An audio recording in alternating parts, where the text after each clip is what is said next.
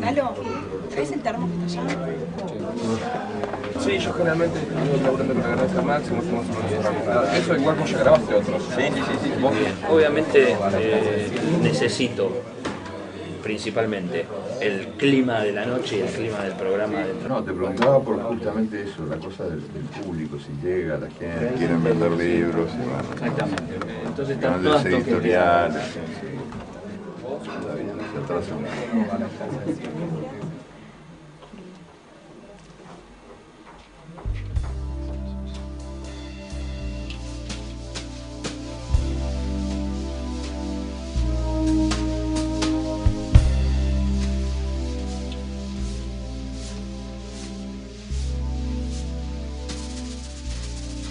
Bueno, acá tenemos algunos sobre la mesa. Tengo casi toda la bibliografía de Eduardo Galeano, que me parece que ese es el mérito, además de respaldar, y ahí me parece fundamental, respaldar con una vida los escritos, porque hay mucha gente que también escribe y dice cosas tan lejanas después a las vivencias. Sí, bueno, no, yo más o menos escribo lo que voy viviendo, o sea, hay una correspondencia muy perfecta entre lo que me pasa, lo que vivo y lo que escribo, y también entre el lenguaje oral y el escrito, lo que digo y lo que escribo, lo que vivo y lo que escribo y lo que digo y lo que escribo. Lo que pasa es que al decir, claro, no podés hacer ese trabajo que te decía implacable de corregir y sacar y todo eso, ¿no?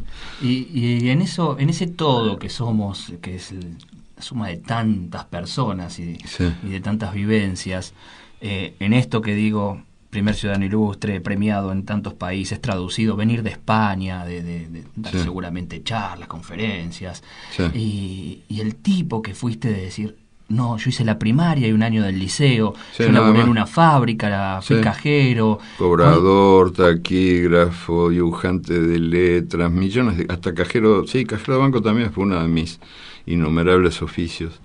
Eso cuando vos trabajé en una fábrica de insecticidas, que era terrible. Bueno, ahí aprendiste a matar las palabras que sobraban, seguramente. Yo me crié en los cafés, yo soy hijo de los cafés de Montevideo, me formé ahí en los cafés.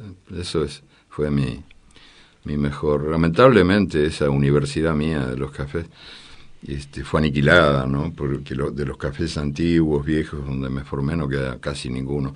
Solo el brasilero, que es el último de los mohicanos, y los demás fueron demolidos porque no son rentables. El estilo del café viejo así ¿Es porque no es rentable o es porque los lugares donde hablaste justo recién de tu universidad, vos viste cómo se le da el maltrato a los lugares donde se aprende, donde de verdad reside la cultura? Las universidades a veces son muy maltratadas, y bueno, esa universidad del café que complementa y a veces no, tiene autonomía propia, también es lo que pasa es que ahí aprendés callando, ¿no? O compartiendo silencios, pero los cafés, el estilo del café donde yo me formé y donde sigo yendo, como es el brasilero de Montevideo. Me imagino al viejo La Paz de Buenos Aires. Es parecido al viejo La Paz, lo que era La Paz y el Tortón y esos lugares de acá que han quedado. Pero en Montevideo fueron demolidos. Este que voy es el residuo último, el último heroico representante de un tiempo en el que había tiempo para perder el tiempo, porque la gente no iba a los cafés para aprender nada, iba para compartir. Y compartiendo historias, yo era chico cuando empecé a ir a los cafés, y ahí escuchaba historias, y ahí aprendí, o intenté aprender el arte de narrar, ¿no? El arte de contar algo, esto de mantener el tigre en el aire, cómo contar algo para no ser aburrido. Yo había sido un pésimo estudiante de historia, el peor de todos, me aburría horriblemente. La historia era un desfiladero de batallas y de fechas y de héroes que morían pronunciando frases larguísimas, de muchísimas palabras, y con trajes recién salidos de la tintorería, que era un milagro, porque uno no sabía, bueno, pero si viene de pelear, ¿cómo puede estar así? Y para mí la historia era algo completamente ajeno, una visita al Museo de Cera. Y fue en los cafés donde aprendí que la historia podía ser contada de otro modo, escuchando a algunos viejos que contaban historias, republicanos españoles que venían de la guerra de España, exiliados, o algunos viejos sobrevivientes todavía en aquel tiempo de las guerras civiles en el Uruguay de principios de siglo, ¿no? Me acuerdo una de las historias que más me impactó, que que me hizo como entender que empezar a sospechar por dónde venía la mano, ¿no? ¿Cómo se podía lograr que algo que había ocurrido volviera a ocurrir? ¿Cuál era el mágico procedimiento para que el pasado se hiciera presente? Algo que había pasado volvía a pasar en las palabras que lo nombraban. ¿Cómo era posible que alguien escuchara un trote de caballos, que el viento te diera en la cara? Si estabas en un lugar a salvo del viento y los caballos no pasaban más, por ahí pasaban autos, no caballos, ¿no? Y esos milagros eran posibles por la narración. Entonces yo fui alumno de muchos profesores completamente involuntarios, anónimos, que ni sé cómo se llamaban, que eran los viejos que contaban cosas en los cafés de Montevideo. Yo me limitaba a escuchar y a admirar, y a sentir y a vivir. Una de las historias que escuché que me quedó más grabada que de las que me formó, así, que creo que nunca la escribí, porque sería como profanarla si la escribo, me parece. Creo que nunca la escribí, aunque no estoy seguro. Es uno que contaba que había recorrido un campo de batalla cuando las guerras civiles en el Uruguay, allá por 1904, 5, no sé, entre blancos y colorados, ¿no? Los dos enemigos, distinguidos por vinchas de colores. Y entonces en el campo era un campo sembrado de muertos, la batalla había terminado, y entre los muertos había un ángel.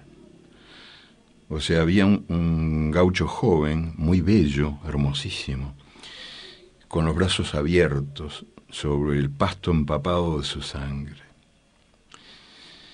Y lo que él contaba, que a mí me impresionó tanto, me pareció tan deslumbrante, fue que ese gaucho ángel, muerto en batalla, tenía una vincha ensangrentada también, pero donde se leía todavía lo que había escrito. Había escrito por la patria y por ella. Y la bala había entrado en la palabra ella. Entonces yo escuché aquello y sentí que había escuchado algo que me iba a acompañar para siempre. Yo no sé si lo escribiste, Eduardo, pero si no ya lo escribieron muchos citándote, porque es verdad, lo he leído. No sé si de vos o de alguien que dijo, Eduardo Galeano me contó. Debe ser alguien que yo conté. Porque me parece que no lo escribí, porque hay cosas que son, ¿cómo te diría?, hablables y otras escribibles, no sé. Son como dos lenguajes diferentes que se unen en el sentido de que uno trata de ser coherente, ¿viste? No soy alguien que dice una cosa y escribe otra, porque sería un farsante. Pero sí que tienen otras reglas.